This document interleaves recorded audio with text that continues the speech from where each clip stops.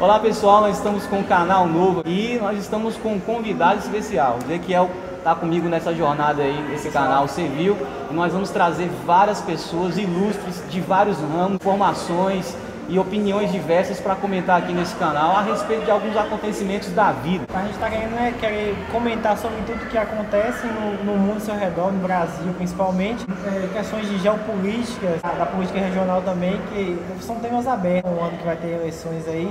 Então a gente tem um convidado da área que entende muito bem do que vamos falar aqui hoje. Matheus Santana já pode deixar uma prévia aí de saudação para o público que está nos assistindo neste momento. Pronto, primeiro eu quero dizer que é um prazer estar aqui para poder falar sobre algo que é de extrema importância para o desenvolvimento do pensamento racional brasileiro. Agradecer pelo convite, o Simeão e o Ezequiel, que me fizeram o convite. Espero poder ajudar em alguma coisa aqui, contribuir com alguma especulação a respeito da área. Bom, Matheus Santana já tem um histórico na área de ciências sociais, né? Ele que esteve recentemente no Uruguai e que pôde apresentar uma monografia, é isso? Não, um trabalho sobre o movimento evangélico no Brasil e o desenvolvimento e a efervescência do evangelicalismo aqui. Bom, aproveitando essa deixa, explica melhor, né, essa experiência que você teve, acho que foi a primeira vez que você saiu do país, sim. Representando a área que você vem buscando essa formação, inclusive está concluindo. E como foi para você essa experiência fora do país, representando aquilo que você tem galgado para o seu futuro? Eu acho que foi de extrema importância para a minha formação acadêmica, enquanto cientista social, poder estar lidando diretamente com uma cultura que é um pouco diferente da nossa, uma língua que é distinta da nossa. Isso é fundamental para a gente entender os processos que acontecem aqui e os processos que acontecem em outra mentalidade social, em outra formação cultural. Né? Então, foi de extrema importância. A passagem foi pelo governo estadual, a UESB patrocinou nesse sentido. E a oportunidade de falar sobre um tema que eu gosto e que eu estou inserido desde a minha infância, basicamente, que é o evangelicalismo. E isso está representando em um congresso internacional de uma importância mais relevante, foi fundamental para mim. Essa questão do evangelicalismo, você tem um grande domínio, né, por ter nascido no berço evangélico, como comentávamos aqui anteriormente. Eu queria que você comentasse sobre essa pesquisa em si, pelo menos fazer um resumo apanhado do que vocês foram apresentar lá. Sim, eu estar inserido dentro do evangelicalismo tem o seu lado bom e tem o seu lado ruim, porque para um cientista pode poluir a sua pesquisa, como a gente diz. Mas de toda forma eu tentei ser o mais cientista possível. Imparcial, na verdade? O mais positivista o que a gente diz, nesse sentido, né?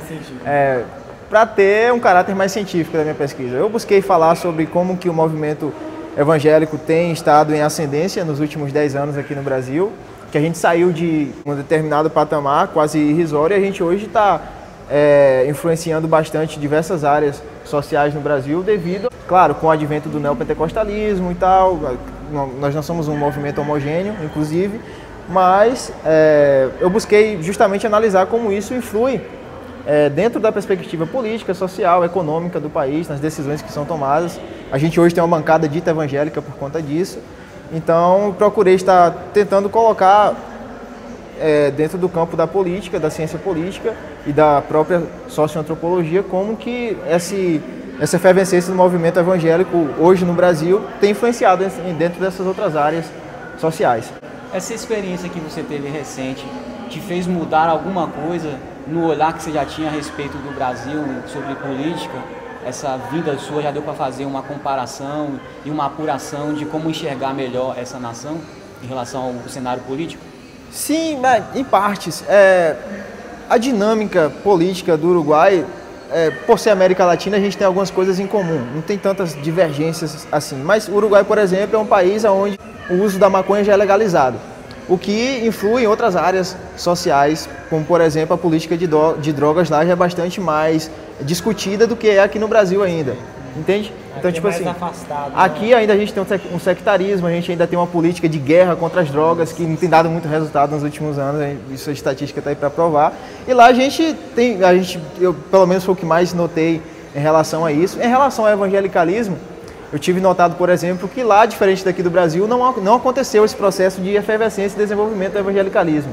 Pelo contrário, o evangelicalismo lá teve uma queda bastante significativa nos últimos anos.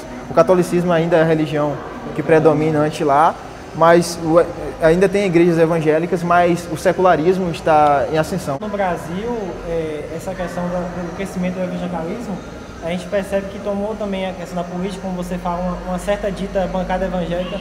Você vê isso como algo positivo ou negativo, ou ainda está a ser discutido, a ser visto, ainda a gente não tem ainda como dizer se é bom ou ruim? Assim, ter como dizer, a gente tem. Inclusive, para um Estado democrático de direito como o Brasil e laico, é algo a se esperar que aconteça. A gente pode, por estar em um Estado democrático, a gente tem que esperar que tenha uma bancada evangélica, a gente tem que esperar que tenha uma bancada ruralista, a gente tem que esperar que tenha uma bancada que seja contra as duas também, porque a gente está em um Estado democrático. Que seja de outras religiões, assim.